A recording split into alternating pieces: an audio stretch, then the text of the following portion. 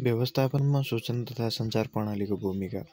व्यवस्थापन तथा जानकारीलाई अर्थपूर्ण ढङ्गले आदान-प्रदान गर्ने कार्य नै सञ्चार हो।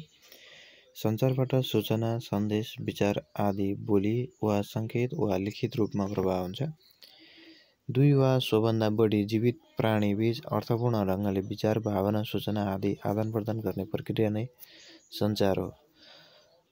समान उद्देश्य प्राप्तिका लागि सङ्गठनमा मानिसहरूलाई एक आपसमा आबद्ध गर्ने माध्यम नै सञ्चार हो। सञ्चार सूचना जानकारीहरू एक व्यक्तिहरूबाट अर्को व्यक्तिमा, एक ठाउँबाट अर्को ठाउँमा आदान-प्रदान गर्नेसँग सम्बन्धित छ।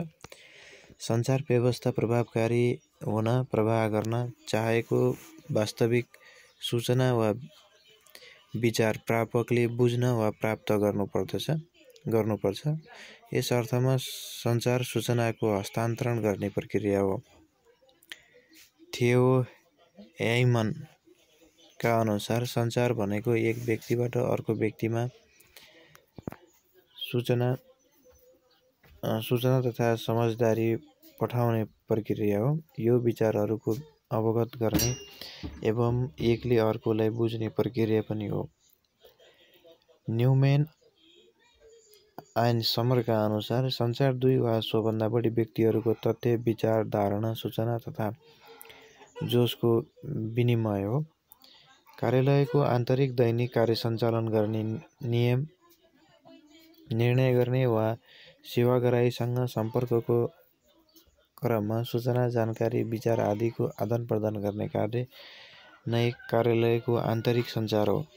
योजना बनाउने, सङ्गठन व्यवस्थित गर्ने, उत्प्रेरणा जगाउने, निर्देशन दिने, नियन्त्रण गर्ने जस्ता कार्यालयले गर्ने कार्यको आधार पनि सञ्चार नै हो। कार्यालय सञ्चारको माध्यमबाट नै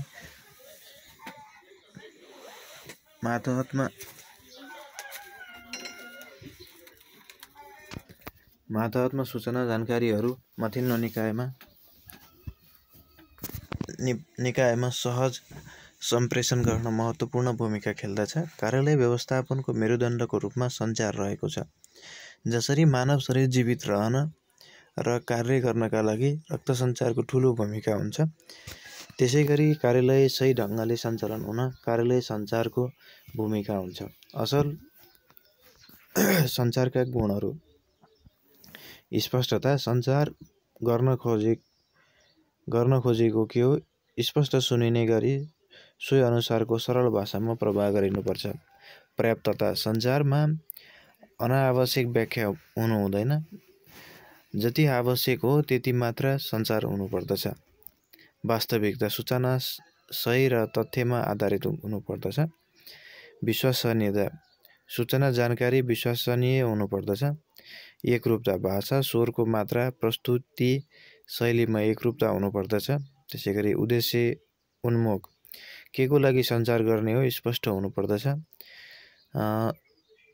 समसामयिकता। समयमै सञ्चार गर्नुपर्दछ। स्वीकार्यता। भाषा शैली र विषयवस्तु सर्वस्वीकार्य हुनुपर्दछ। त्यसैगरी उपयुक्त माध्यम। सञ्चारको उद्देश्य बमोजिम लक्षित वर्गलाई सञ्चारको पहुँच हुनुपर्दछ। त्यसैगरी उचित प्रतिक्रिया। सूचना पाउनेले त्यसको प्रतिक्रिया सूचनादातालाई दिनुपर्दछ। त्यसैगरी सञ्चारका उद्देश्यमा लक्ष्य प्राप्तिलाई सहज गराउने, सूचना जानकारीमा पहुँच वृद्धि गर्नु, कार्य सम्पादनमा समन्वय गर्नु, सबै प्रकारका नियमहरूलाई आधार दिनु, सहभागिता बढाउनु, दुई पक्षबीचको सम्बन्ध सुधार गर्न, सेवाग्राही मन्त्री कार्यालय बनाउन, सचेतना वृद्धि गर्न। त्यसैगरी अर्को टपिक छ सञ्चारका तत्त्वहरू अथवा सञ्चारको प्रक्रिया। सन्देश। प्रेषकले प्रापकलाई सञ्चार गर्नका लागि आवश्यक पहिलो तत्त्व हो। यसले सञ्चारको उद्देश्य निर्धारण गर्दछ। त्यसैगरी प्रेषक। कसले सन्देश पठाउने हो सो व्यक्ति प्रेषक हो। सङ्केतमा रूपान्तरण। प्रेषकको विभागमा रहेको सन्देशलाई प्रापकले बुझ्ने सङ्केतमा साङ्केतिकरण गर्न। त्यसैगरी माध्यम। सन्देश प्रवाह गर्ने माध्यम जस्तै इन्टरनेट, टेलिभिजन, फ्याक्स आदि। सन्देशमा रूपान्तरण सङ्केतमा परिणत भएको सन्देशलाई पुरानै अवस्थामा प्रापकले बुझ्ने शैलीमा रूपान्तरण गर्नु। त्यसै गरी आवाज वास्तविक सन्देश सुनाउनु, यसलाई सञ्चारको प्रक्रिया अवरोधको रूपमा पनि लिइन्छ। त्यसै गरी प्रापक लक्षित वर्ग जसले सूचना प्राप्त गर्दछ। त्यस्तै गरी पृष्ठपोषण प्रापकले वास्तविक सूचना पाएको वा बुझेको प्रतिक्रिया प्रेषकलाई प्राप्त हुनु। यो चार्ट भयो, प्रेषक सन्देशमा रूपान्तरण भयो, त्यसपछि माध्यम भयो, फेरि रूपान्तरण भयो, आवाजमा गयो, त्यो आवाज प्रापकले पायो र प्रापकले प्रेषकलाई पृष्ठपोषण गर्यो। यसरी कम्युनिकेसन सृजनशील पुरा हुनको लागि प्रभावकारी सञ्चार सम्पादन प्रेषकले जुन अर्थमा सन्देश प्रापकलाई दिन खोजेको सोही अर्थमा प्रापकले बुझ्न अनिवार्य छ। व्यावसायिक सञ्चारका प्रकारहरू। एकमा छ लिखित माध्यम। कार्यालयमा प्राप्त हुने चिठीपत्र, मेमो, प्रतिवेदन, नियम, सर्कुलर आदि तत्कालीन प्रतिक्रिया गर्न गाह्रो, अभिलेख सिर्जना गर्न सजिलो, कानुनी दस्तावेजको आधार। त्यसै गरी दोस्रो नम्बरमा छ मौखिक माध्यम। Face to face discussion, television वार्ता, औपचारिक अथवा भाषण, द्विपक्षीय वार्ता अथवा बैठकहरू, तत्काल प्रतिक्रिया गर्न सकिने, अभिलेख सिर्जनामा समस्या, पारस्परिक छलफल र वार्तालाप। त्यसै गरी तेस्रो माध्यम छ विद्युतीय सञ्चार माध्यम। विद्युतीय माध्यम जस्तै रेडियो, टेलिभिजन र छापा माध्यम। त्यसै गरी चौथो नम्बरमा छ सामाजिक सञ्जाल, फेसबुक, ट्विटर, टेलिग्राम आदि। त्यसै गरी पाँचौँ नम्बरमा छ व्यक्तिहरूको संलग्नताको आधार, इन्टरपर्सनल कम्युनिकेसन, दुई वा सोभन्दा बढी व्यक्तिहरूबीच। इन्ट्रापर्सनल कम्युनिकेसन, व्यक्तिभित्रको आन्तरिक सञ्चार। एक्स्ट्रापर्सनल कम्युनिकेसन, मानव र गैर मानव बीच हुने सञ्चार। ग्रुप कम्युनिकेसन, धेरै मानिसहरू बीच हुने सामूहिक छलफल। मास कम्युनिकेसन, सञ्चारका माध्यम जस्तै टिभी, पत्रपत्रिकाबाट हुने सञ्चार। त्यसै गरी अर्को टपिक छ बैङ्कका शाखा कार्यालयमा सञ्चारको महत्त्व। कार्यालयको उद्देश्य एवं लक्ष्य प्राप्तिका लागि कार्यालयमा संलग्न पक्षबीच सम्बन्ध स्थापित गर्न, सङ्गठनको सम्पूर्ण क्रियाकलापलाई एकीकरण गर्न, कार्यालय व्यवस्थापनको सहयोगी। सञ्चारले निर्णय प्रक्रियालाई छिटो, सरल र प्रभावकारी बनाउन तथा निर्णयमा अपनत्व बोध गराई कार्यान्वयनमा सहजीकरण गर्दछ। कार्यालयको आन्तरिक वातावरणलाई सुदृढ बनाई सङ्गठनलाई दिगो र सफल बनाइदिन्छ। सञ्चारले भए गरेका नीति नियमलाई प्रचार गर्न सहयोगी भूमिका खेल्दछ। सञ्चारले व्यवस्थापनको कार्यदक्षता अभिवृद्धि गर्दछ। सञ्चारले सूचनाको हक प्रत्याभूति गर्दछ। सञ्चारले द्वन्द्व समाधान गर्न, तनाव व्यवस्थापन, सङ्कट व्यवस्थापन, सहजीकरण भूमिका खेल्दछ। सञ्चारले सङ्गठनप्रति ग्राहक र अन्य सरकारवालाहरूको विश्वास बढाउँदछ। सञ्चारले सङ्गठनका क्रियाकलापमा एकरूपता ल्याउँदछ। त्यसै गरी अर्को टपिक बैङ्कका प्रधान कार्यालयमा सञ्चारको महत्त्व।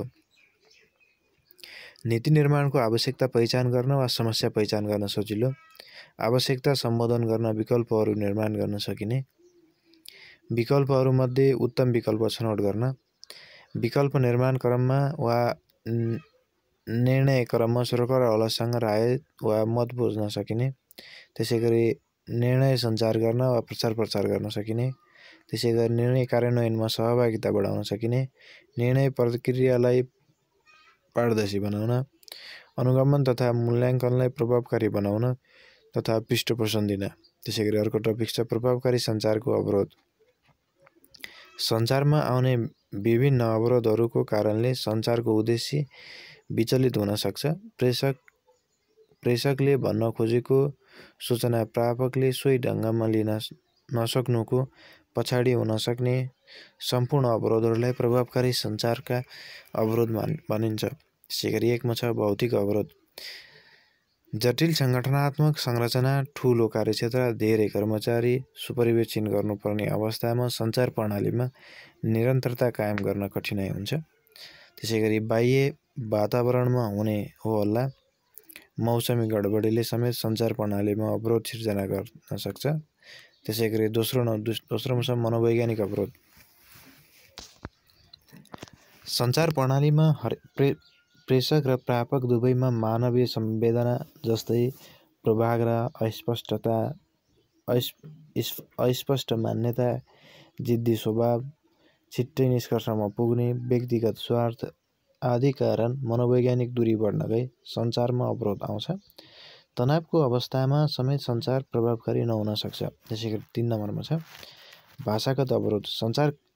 सञ्चार क्रममा अस्पष्ट, बहुअर्थी, जटिल, व्यङ्ग्यात्मक शब्दहरूको प्रयोग भएको खण्डमा प्रापकले सही अर्थमा नबुझ्न सक्छ। लैङ्गिक असमानताका शब्दहरूको प्रयोग भएमा, पदीय मर्यादाभन्दा बाहिरको शब्द प्रयोग भएमा।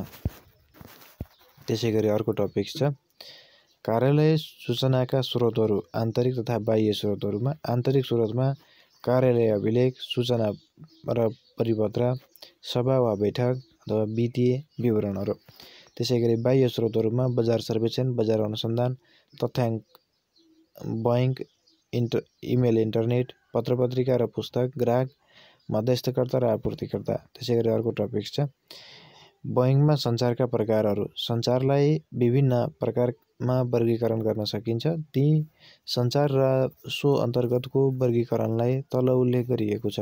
1 मा छ स्रोतको आधारमा आन्तरिक सञ्चार र बाह्य सञ्चार, सम्बन्धको आधारमा औपचारिक सञ्चार र अनौपचारिक सञ्चार। त्यसैगरी तेस्रो नम्बरमा छ प्रवाह दिशाको आधारमा ठाडो सञ्चारमा अधोमुखी सञ्चार र ऊर्ध्वमुखी सञ्चार। त्यसैगरी ख मा छ समतल सञ्चार, ग मा छ छड्के सञ्चार। त्यसैगरी 4 मा छ उपयोग गरिएको साधनको आधारमा क मा छ मौखिक सञ्चार, ख मा छ लिखित सञ्चार। त्यसैगरी अर्को टपिक छ बैङ्कमा सञ्चार माध्यमहरू। आजकाल सञ्चारका विभिन्न माध्यमहरू प्रयोग हुँदै आइरहेका छन्। संस्थाका विषयवस्तुको प्रकृति र साधनको उपलब्धता, लागत तथा संस्थागत प्रयोजनको आधारमा विभिन्न माध्यमहरू प्रयोग गरी सम्पर्क कायम गर्न सकिन्छ। हुन त सञ्चार माध्यम वा साधनलाई विभिन्न प्रकारको वर्गीकरण गर्न सकिन्छ तापनि यहाँ अध्ययनको दृष्टिकोणले निम्नानुसार वर्गीकरण गरिएको छ। 1 मा छ साङ्केतिक माध्यम, 2 मा लिखित माध्यम, 3 मा मौखिक, 4 मा यान्त्रिक। 1 मा छ साङ्केतिक माध्यममा विभिन्न सङ्केतको आधारमा सूचना प्रवाह गर्न प्रयोग गरिने माध्यमलाई साङ्केतिक माध्यम भनिन्छ। यसमा विभिन्न सङ्केतहरू जस्तै सुसेली, घन्टी, चिन्ह, ताली, शारीरिक हावभाव, रङ आदि माध्यमको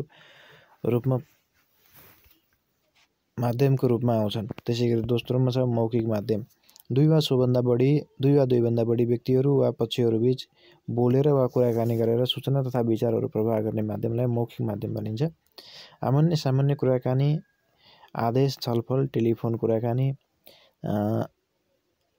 लाउडस्पिकर आदि सञ्चारका मौखिक माध्यमहरू हुन्।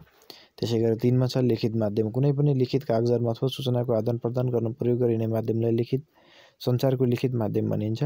चिठीपत्र, प्रश्नावली, प्रश्नराम, पत्रिका, बुलेटिन, परिपत्र, तोक आदेश, टिप्पणी, प्रतिवेदन आदि सञ्चारका लिखित माध्यमहरू हुन्। लिखित माध्यमले भविष्यमा प्रमाणको रूपमा काम गर्दछ। त्यसैगरी चौथोमा छ यान्त्रिक माध्यम। हुन त सञ्चारका मौखिक तथा लिखित माध्यम पनि यान्त्रिक माध्यमहरूको प्रयोग हुन्छ तापनि सो अन्तर्गत नपर्ने यन्त्र अन्य यान्त्रिक उपकरणहरूलाई यान्त्रिक माध्यम पनि भन्न सकिन्छ। रेडियो, टेलिभिजन, इमेल, इन्टरनेट, टेलिप्रिन्ट आदि जस्ता उपकरणहरू र माध्यमहरूबाट पनि सञ्चार सम्पन्न गर्न सकिन्छ। त्यसैगरी अर्को टपिक छ व्यवस्थापन सूचना पद्धति। व्यवस्थापन सूचना पद्धतिलाई सरल ढङ्गले अवगत गर्न यससँग सम्बन्धित प्रत्येक शब्दको अर्थ बुझ्नु जरुरी छ। यी शब्दहरू व्यवस्थापन, सूचना र पद्धति व्यवस्थापन अन्तर्गत योजना, सङ्गठन, नेतृत्व र नियन्त्रण विषय पर्दछन्। सूचनाका विभिन्न स्रोतहरू हुन्छन्। ती स्रोतहरू मार्फत प्राप्त सूचनाहरूलाई एक ठाउँमा राखी व्याख्या विश्लेषण गर्नुपर्दछ। अन्त्यमा पद्धति भन्नाले कुनै परिणाम प्राप्त गर्न 2 वा 2 भन्दा बढी व्यक्तिहरूको बढी तत्त्वहरूको सम्मिश्रण भन्ने बुझिन्छ। यसलाई निम्न तालिकाबाट अझ स्पष्ट पारिएको छ। व्यवस्थापन विषयमा प्रसिद्ध लेखक ग्रिफ्टनका अनुसार A management information system is a system designed to provide information to managers. Hence, it is a mechanism for the managing the communication process and in an organization. यसै क्रममा थोमस मुर्फे लेख्छन्, व्यवस्थापन प्रणाली पद्धतिले एमआइएस तथ्याङ्क सङ्कलन, भण्डारण र परिमार्जनको प्रक्रियालाई व्यवस्थापन ढङ्गले निर्माण गरी व्यवस्थित ढङ्गले निर्माण गरी सङ्गठनका विविध क्रियाकलापमा सहयोग पुर्याउनका साथै योजना र निर्णय प्रक्रियामा आवश्यक पर्ने तथ्याङ्क समेत उपलब्ध गराउँदछ। स्टेप अन्तिममा छ एमआइएसका स्टेप इन एमआइएस डिजाइन। त्यसमा छ लक्ष्य, उद्देश्य, आवश्यक सूचना, सूचनाको वर्गीकरण, सूचना भण्डारण, त्यसमा नियन्त्रणको स्तर, निर्णय सार, सूचना फेरबदल र निर्णय उत्पादन। हवस् त, धन्यवाद।